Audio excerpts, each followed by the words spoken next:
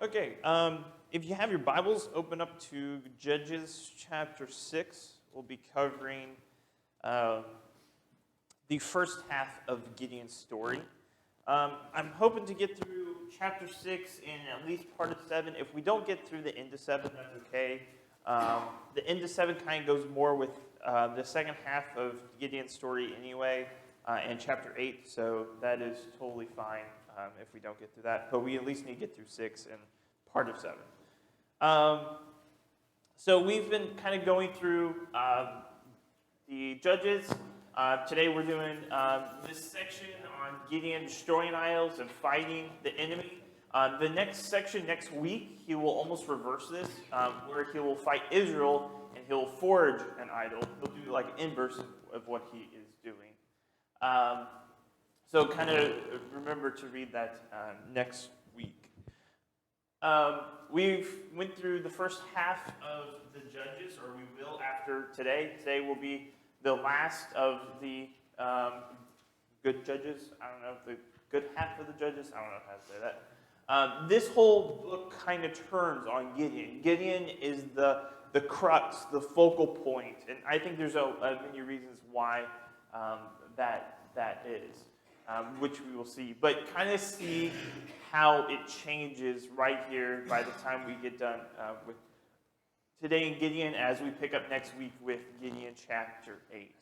Also, as we kind of go through this, be comparing, like, do you see any combinations? I don't know what's going on with my mic, but we'll be seeing if you can find any pairings between these two stories. And as we go down through the rest of the Judges, seeing how they compare, there are a lot of similar themes. It's the same story, but it's just kind of worse in the second side. So be thinking about all those and keeping those in mind. Gideon will take place up here. This is the 12 tribes of Israel at the time of Judges. So just this kind of takes place in these areas. He'll kind of move around throughout the story, but this is in the north half of the tribes.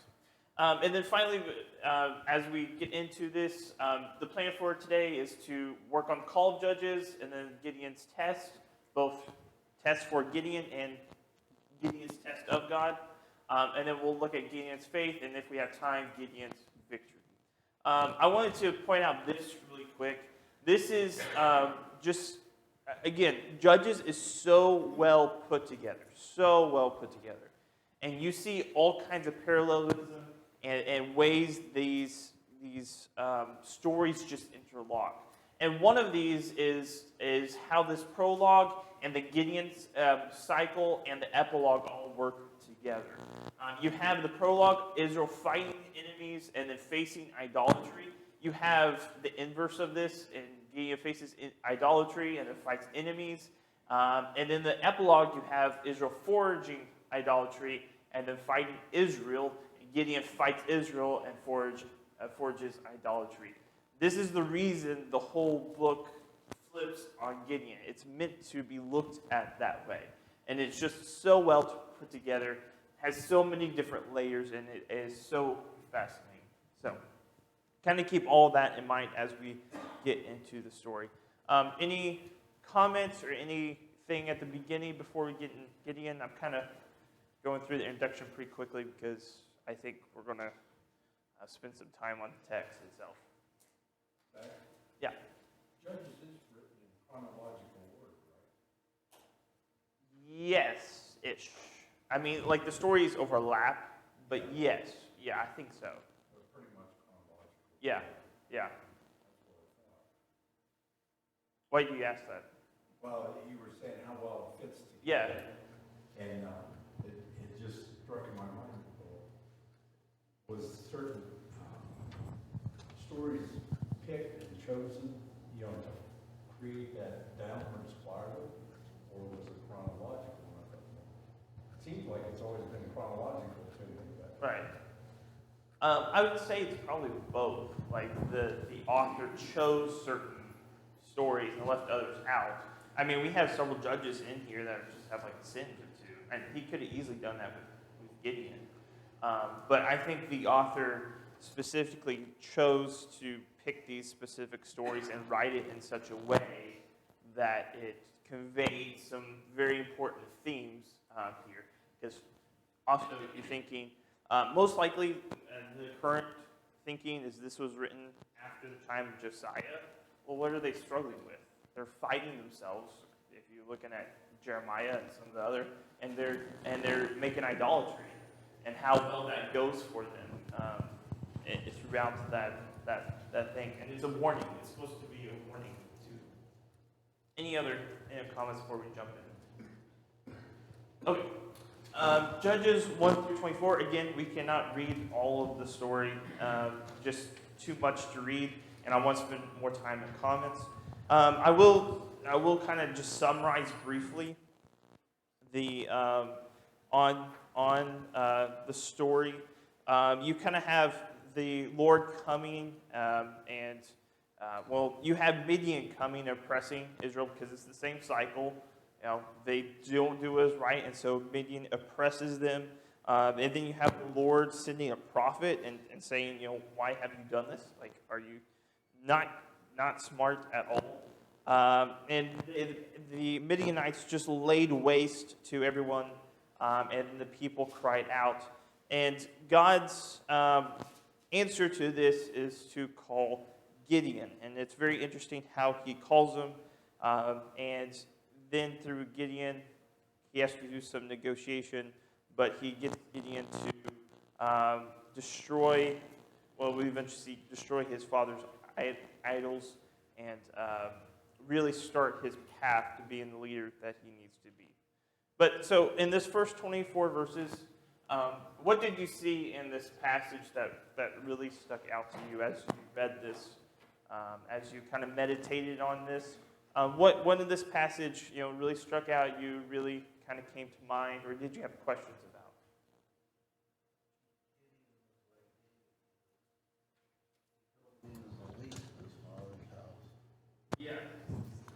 Yeah, there's going to be several parallels to David in several different ways, but that's a really good conjecture there. I think that's one that you're supposed to get. Good. What else? He is a lot like.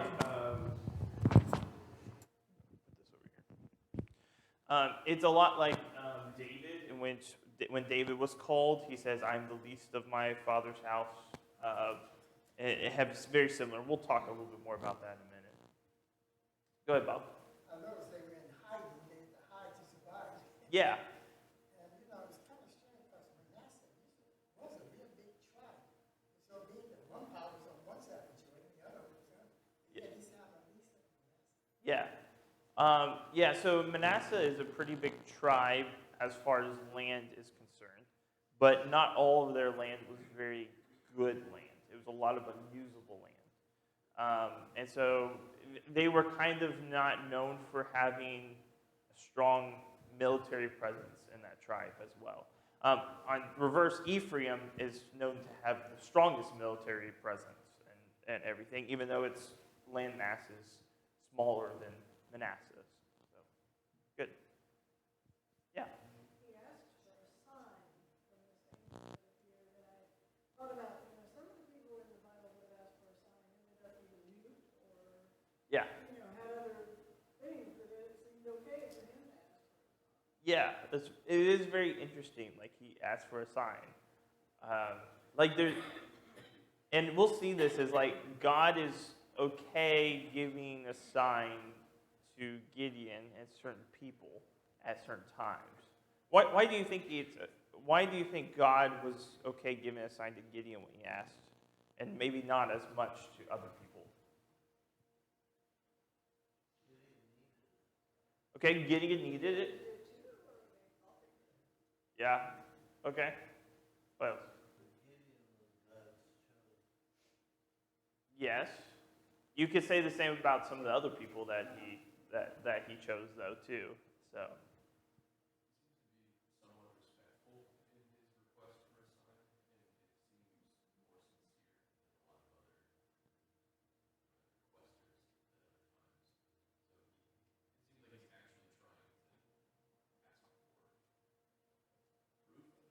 Yeah. but it's not really trying to test them.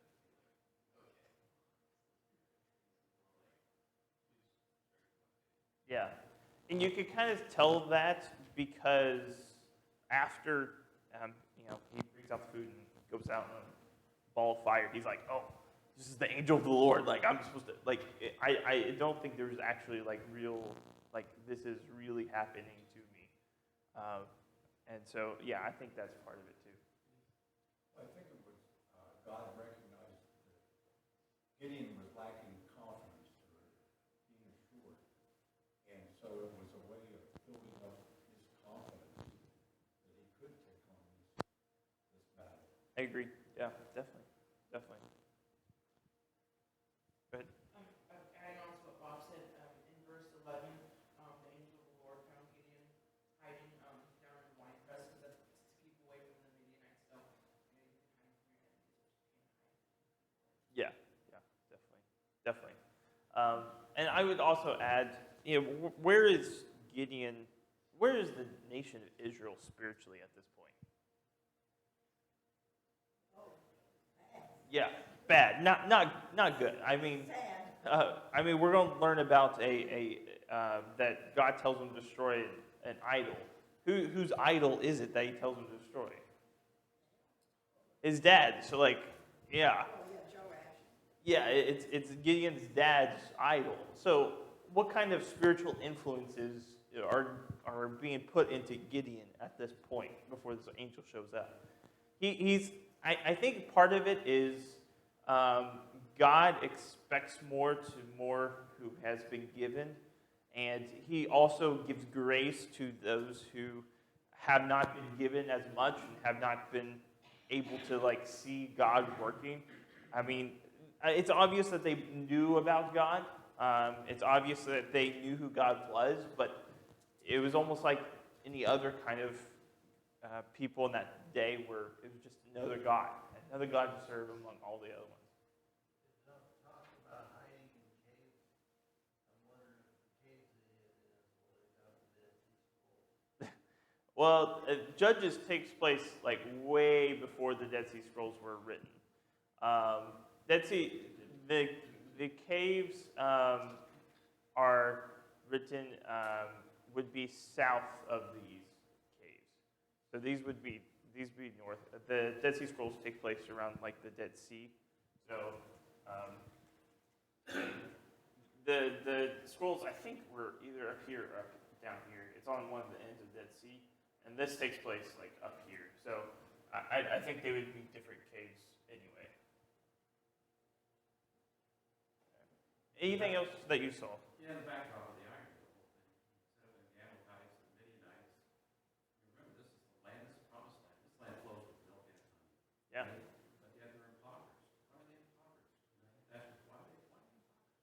Why are they having to thresh their wheat in a secret place? Right. Right? And of course the scriptures point out that because they did not obey the voice of the Lord. Even when Gideon's being called, it's like, well, haven't I already sent you? The command still stands. Right. Take the land. Yeah. Let's go. Yeah. Definitely. Good. And also, as far as the Midianite oppression, how bad is this oppression? It's very easy just to kind of glaze over that. But think about it. What does the passage say they do to the Israelites? Greatly impoverished. What else? They came down in numbers like locusts. It came down in numbers with locusts, and also what does that make you think of?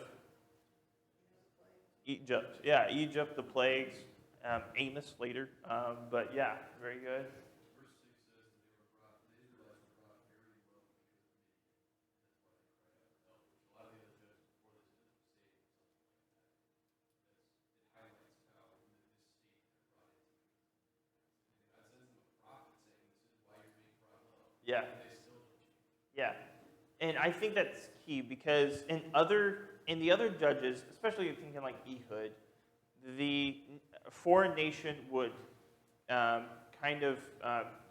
defeat Israel, and then they would have to pay great taxes or something like that. That's what Ehud's job was, is to bring the taxes. This, it seems like, anytime the harvest came, the Midianites, the Amalekites would just come and run over and destroy everything. Anytime food came in. So you're thinking mass starvation is what happened to an agricultural society.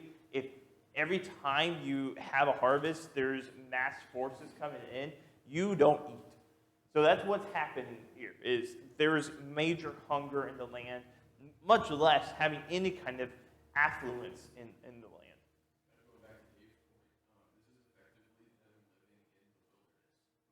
It is. Yeah. Yes. Without the manna and quail coming down. Yeah, that's a very good one. Good parallel there. By the way, you're going to see a lot of Egypt and Exodus background throughout this story. There's going to be a lot of that. So he, in the first 10 verses, he makes several references to Egypt, locusts being one of them. Okay, anything else that you saw in these first 20 verses? God allowed Gideon to survive a long time, and for 40 years he judged, and so he must have been in favor with God, that's for sure. Yes, and in some ways, and we'll get to that. Oh, yeah.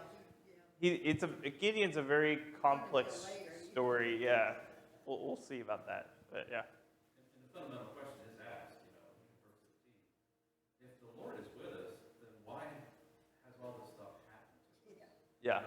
If people ask that today, even members of the church ask that today, Yeah. Of course, you point to Matthew 6 and talk about seeking first the kingdom of God. But, this is an age-old lesson. Yeah, it is, and you see it throughout the ancient world as well as today's world. If something bad is happening to me, then God must not be with me, and that's not what we see in the Bible. What do we know about the Israelites? I don't know anything about it. I didn't think to look them up. Yeah, I'm not sure. The Bizerites. Yeah.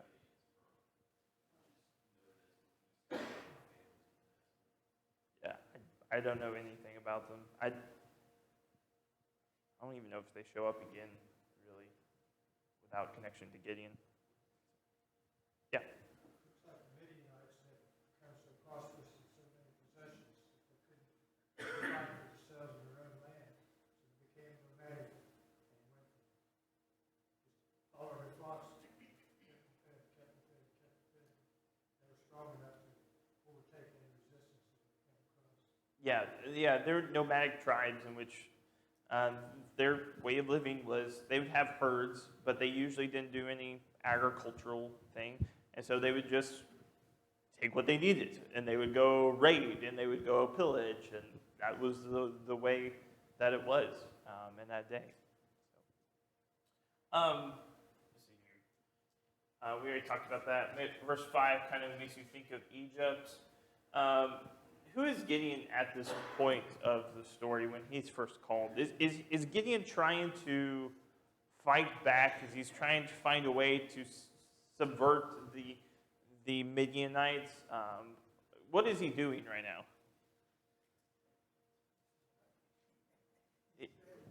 Yeah, he's just trying to survive is what he's trying to do. And trying to make his little place in the world is what he's doing. He's not having any plans of grandeur right now. He's just trying to survive.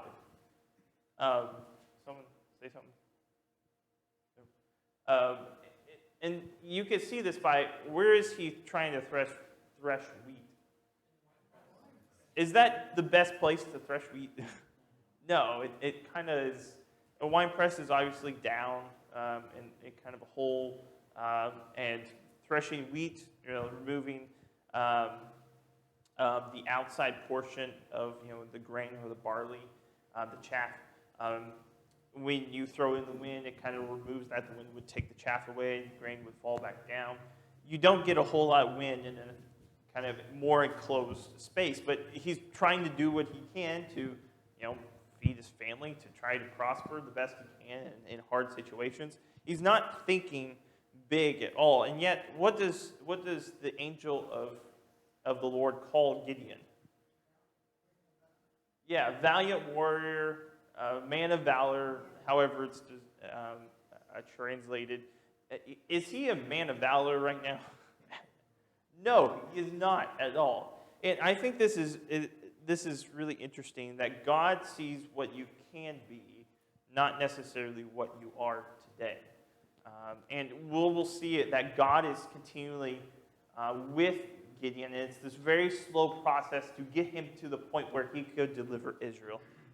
He doesn't just say, okay, Gideon, go deliver Israel. He works with them to the point where he can go and do that. He could not do that at the beginning. I also point out that the typology of Gideon's call is very interesting. There's several times in the Bible where God calls out a certain person. Can you think of some of those examples? One was mentioned. David was one. Moses. Got any others? Paul's a good one. So there's kind of some typical things that happen. Not all of these happen, but a lot of these happen. God calls them. They usually recognize that they are in the presence of something holy, that they should be dead, or some kind of variation of that. There's usually a resistance to God's call, that choose someone else. I'm the least. There's some kind of thinking that I'm not. You should go choose someone else, not me. And then there's usually some kind of sign, or part of the call is a sign. You have Moses, the burning bush. You have certain things like that. And if God finally says, enough's enough, go speak, go do, go where I send you. Where I send you will go. And you kind of see a lot of these kind of similar themes over and over again. When God calls out specific individuals to do certain things, usually to bring deliverance to his people, whether that's physical deliverance or spiritual deliverance. Who was it that said, Lord, send me? That was Isaiah. Yeah. In Isaiah is another one where he believes he should die. He says, I'm not worthy, and then he gets cleansed with coal, and then he gets sent. That's another one. Good. Okay. Did you have something? I thought it was Isaiah was a strange one, because he's sitting there and he sees the presence of God, and they're saying, who shall we send? Yeah. And he looks around, there's no one there but him. Right. They say, Lord, send me. Yeah. Good.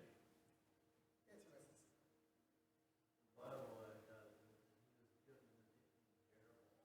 Yeah, we're about to get to that story.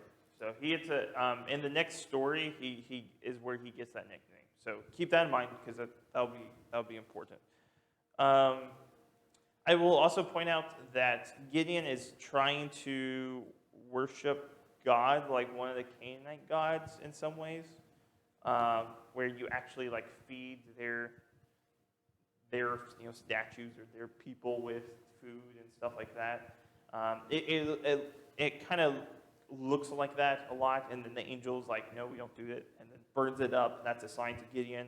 And then at that point, Gideon realizes that he's actually talking to an angel of God, and that's when he becomes terrified, absolutely terrified, and then God has to say, peace, you're not going to die. And then the last thing I had was, this kind of sounds, I don't know what the theological difference or significance of this is, but it sounds really like Genesis 18, when you have God with his angels coming to Abraham, and Abraham is also sitting under a tree, just like you notice there's an oak in both places that's mentioned, and then and Abraham says, he begs him to, stay here while I go fix a meal, and Sarah and him go fix a meal, bring it back to him, and then they have a meal with God. I don't know, there's just a lot of similarities there. I'm not sure if there's any significance to that at all, but I don't know. It just seemed like there's a lot of combinations. Verse 16, notice that God tells him that he will be with him and that Gideon will strike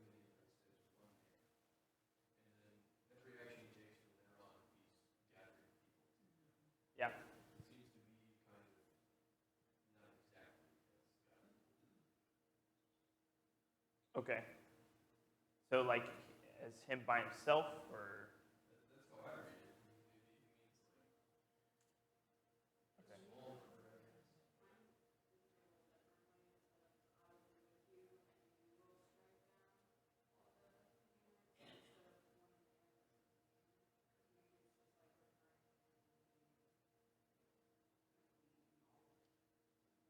I think they meant the Midianites as one man. He was gonna kill find all the Midianites as if they were just one man, one.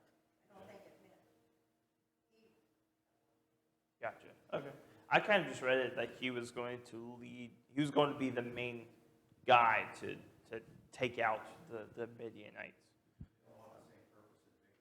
Yeah. They do. They'll act as one. Yeah. Yeah. Good. Any other thoughts on these first 24 verses? Okay. Cool.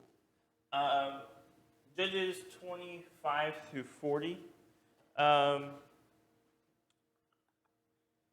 So you have two interesting stories here. You have one, God telling Gideon to go destroy the altar of Baal and the Asherah next to it, which Gideon does. And then you also have the sign of the fleece.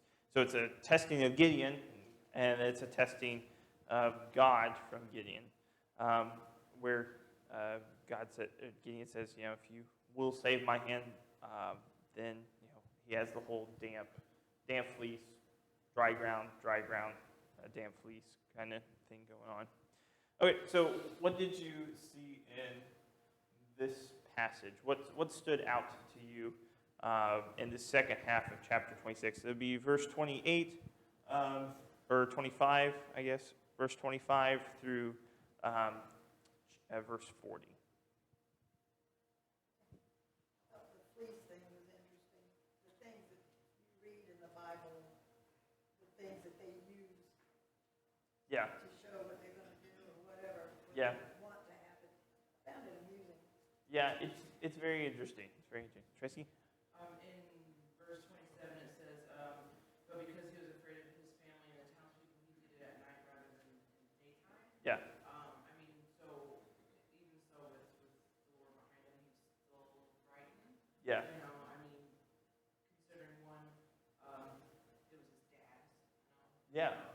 that he had built that, and just, I can understand where he's coming from. Yeah. Yeah, it's interesting. It's interesting. What else? Yeah.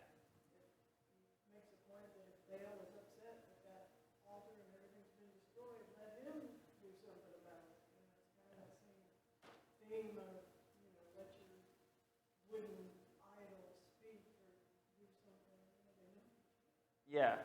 It's really interesting that his dad says that, and it's almost like, maybe he knew that, or had some doubts, or he knew that it wasn't all it was cracked up to be, but just for, to make money, because idols and temples and stuff like that made a lot of money. We'll see that at the end of Judges, or to, I don't know, to be important in the community. He erected this altar, and I don't know, but he doesn't seem to believe it as much as other people do. So it's very interesting. Yeah. And then in verse 31, if I'm reading it right, his dad defends him. Yeah. Are you trying to save him, referring to Baal, whoever cries for him should be put to death by the morning? If Baal is really a god, he can defend himself. Yeah. Yeah, it's really interesting that he defends. I don't know. Maybe he just tries to stick out for his son. I don't know. It's very interesting. I don't know. What else? I will say, and this is a good place to do this. Is Gideon showing faith here?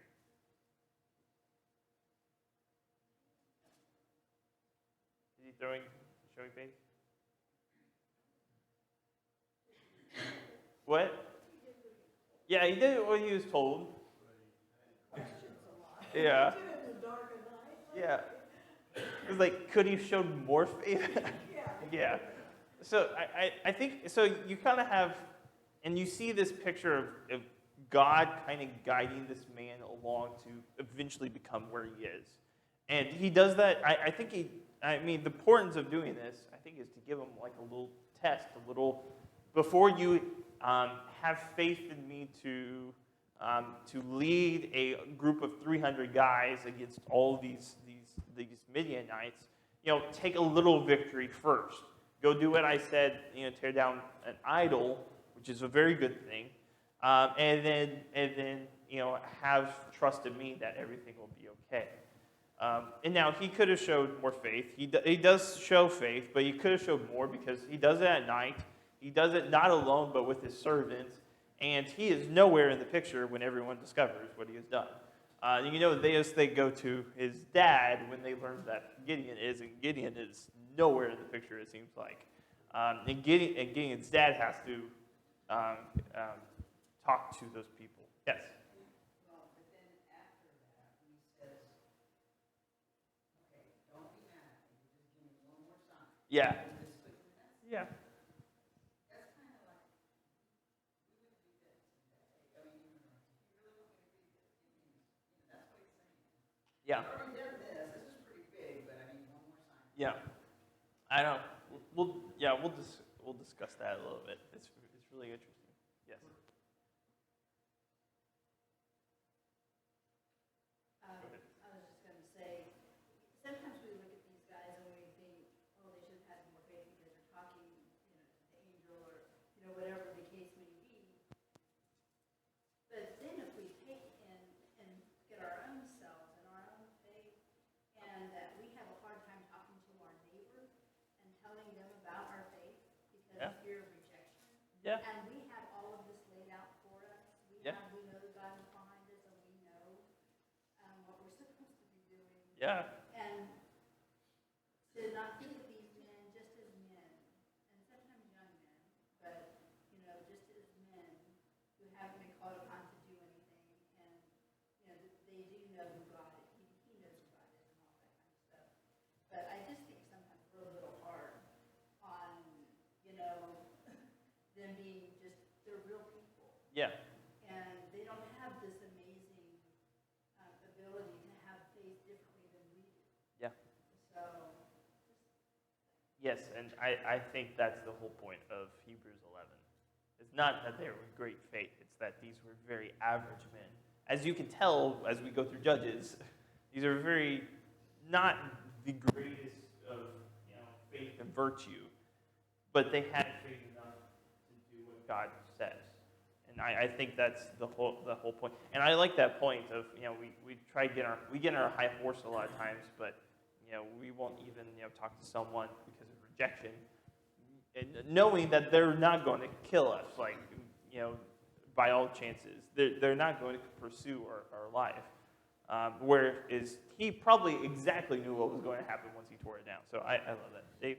No, I was just, it was a similar comment, but the idea of the measure of revealed truth. Of course, today we have a full measure of revealed truth, right? Mm-hmm. And Gideon being brought along. And, when a potter perceives the vessel, the type of vessel that they're going to fashion, God, I know exactly what you're going to be used for.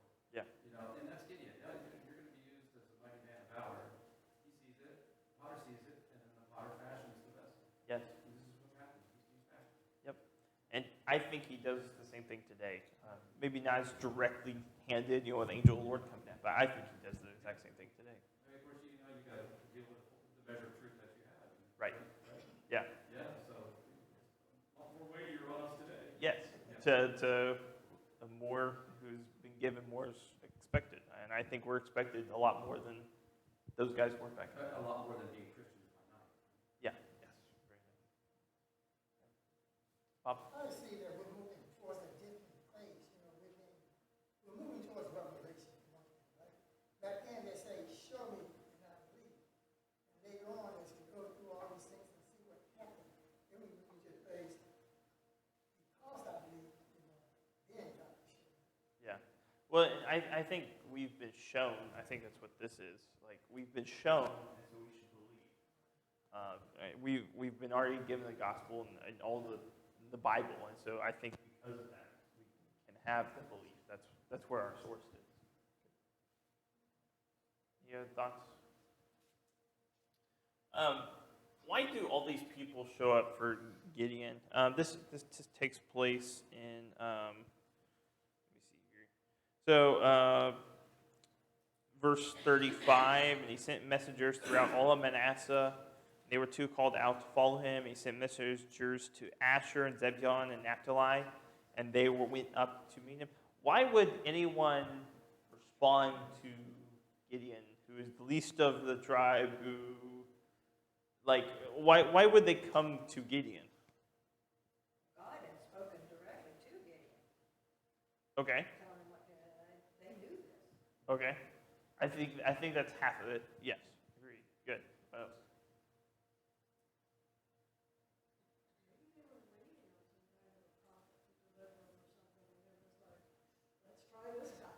Yeah. Get out of the state that they're in. Yeah, I think they were used to looking for a deliverer because this has been cycled for several times now, and so maybe they're like, okay, maybe Gideon's this guy. Well, They're all three the northernmost tribes of Israel. yeah, So they've already experienced judges in that region, and they've been in battles against their oppressors. And most likely they were some of the most oppressed people at that time too. yeah, So they were. most likely to respond. Yes, very good, very good.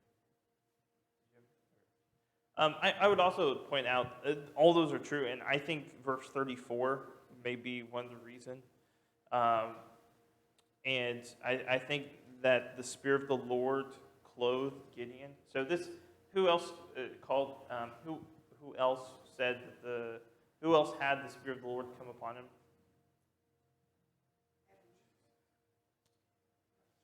Okay, what other judge had the Spirit of the Lord come upon him? Those are true. Those are true. Good. Yeah. What other judge had the Spirit of the Lord come upon him? Okay, that we've studied before. But Othniel, yes. Good, specifically. Yeah. Yeah. So Othniel in Judges 3, we had Othniel had the Spirit of the Lord come upon him. And I said notice the difference because they're each kind of worded a little differently. Here you have the Spirit of the Lord clothing Gideon. And I'm not sure what the significance of that is, but it's very interesting that it's almost perceived as like, Gideon putting on the Spirit of the Lord. And I think that's one of the main reasons that everyone comes out, because they've been used to this cycle, because they're looking for a leader, because this guy has the Spirit of the Lord upon him, and they can see that this is God intervening, and this is our chance to get out of this oppression. Gideon set them a good example of his bravery and his leadership. Yeah. Getting that group of men and restoring them. Yeah. I think that may be part of it as well. God is returning, and he's kicking out the idols. That encouraged them to follow him. Yeah. I enjoyed verse 25 when God commands him to cut down the Asherah, and they use that wood to give an offering to God. Yeah. And it's just cool to see God throughout the book of Judges and the rest of the Old Testament subverting these other gods that people worship to glorify himself. Yes. Egyptians and Deborah, Baal, and now Asherah. Yep. Yep. Good. Okay. Is there significance to Gideon's name change? Is there significance to Gideon's name change? I was just reading that last night and trying to find something on Jerubbaal, whatever we call it, Jerubbaal, but that's not the way you say it. Jerubbaal. Yeah. And I couldn't find anything. Okay.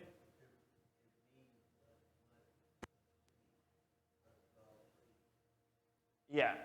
Let him plead with. Let him. Mine says let him contend with Baal. Some kind of variation of that. Let him contend with Baal. The command still stands, subdue the land, drive out the inhabitants, do not intermarry with the inhabitants of the land, and do not be subject to idol worship.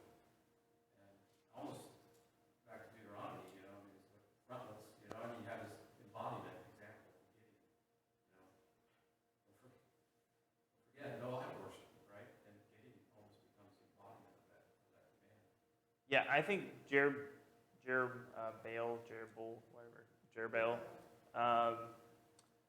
is almost the what could have been, what should have been. Jerubbaal is what should have been, contending with Baal, destroying Baal, that kind of thing. Do you know what Gideon means? It's cutter or hewer of wood or stone, some kind of hewer. And you think of, okay, is it cutter of wood, cutter of stone? Is that idols? Is that cutting away idols? What is that? And Jerubbaal is the, contending with Baal, fighting. I also thought about, do you know what's another name that means contending with God? Jacob, which is turned to Israel, which is also interesting, that contending with God and with Israel is where this guy's taking place, and Jerubbaal means continue with Baal. I don't know. It's pretty cool. I always keep saying the idea of the H sound with these name changes. They're like, Yeah. sound. Yeah. And it's just like God breathed to him, like Abraham, Jacob, Yep. Israel. Yep. Yep. Yep. That's correct. God just coming upon Yep. Agree. So let's get to the police. We only got like a few minutes left, so we went too far. Is Gideon putting God to the test a good thing or a bad thing with the fleece?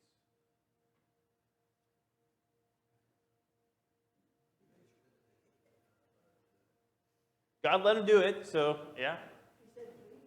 Yeah, he did say please, and he was like, let not your anger burn against me, but is putting God to the test every other place in Scripture a good thing or a bad thing? It's a bad thing. Like, I mean, that's one of the scriptures that Jesus quoted to Satan when he was tempting him. And it's really interesting that putting God to the test, which is exactly what he's doing, he called by name. Here, God, kind of goes along with it and does what he says. And maybe this is just Gideon also not being to quite the place that he should be, and God saying, okay, we'll deal with it, we'll work with it. I think it's really interesting that there are a lot of sermons and a lot of stuff in the Christian realm, bookstores and stuff like that, that key off this and say, okay, now this is a sign, how to find the sign of fleece in your life, how to, find what God wants for you, just like Gideon is. And that is not at all what the story is trying to communicate. In fact, this is the exception and definitely not the rule, and it's very dangerous to do.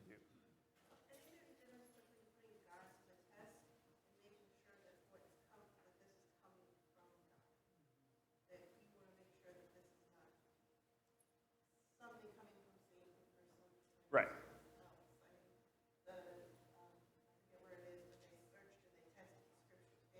Right. Yes. Yes. And I agree wholeheartedly about that. Yeah. Yes.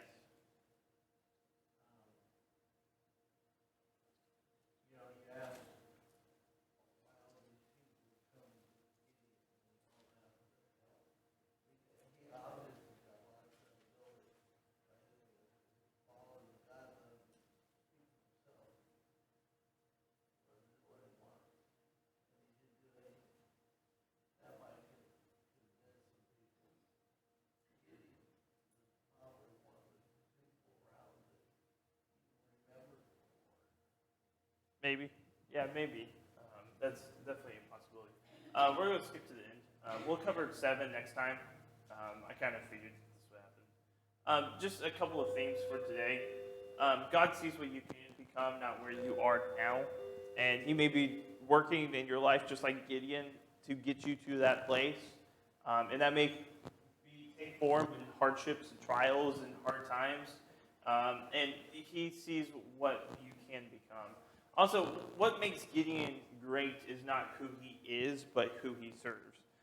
And you see this in chapter 6 when it says, when it talks about verse 15, when it says, "And please, Lord, how can I save Israel?" And he says, "I'm the least, I'm the worst." And then he talks about how the Lord would be with him, and that's what will make him great. This, I think, is a lot like Deuteronomy. It says, "For you are a holy people to the Lord your God. The Lord your God has chosen you out of all the peoples of the face of the earth to be his people, his treasured possession. The Lord did not set his affection on you and choose you because you are more numerous than other peoples, for you were the fewest of all peoples. But it was because the Lord loved you and kept the oath he swore to your ancestors, that he brought you from the mighty hand and redeemed you from the land of slavery, from the power of Pharaoh, king of Egypt." And I think Gideon is a microcosm for what Israel is. God did not pick Israel because it was so great. God picked Israel because he loved them, and it's God who makes them great. Also, we'll talk about this at the end, but don't give credit to man what God has done. And that will kind of come in chapter 7. So read chapter 7 and chapter 8 for next time. We'll probably go through chapter 7 pretty quick. And we will go to chapter 8, the fall of Gideon. So thank you all for the comments, and we'll pick it up next week.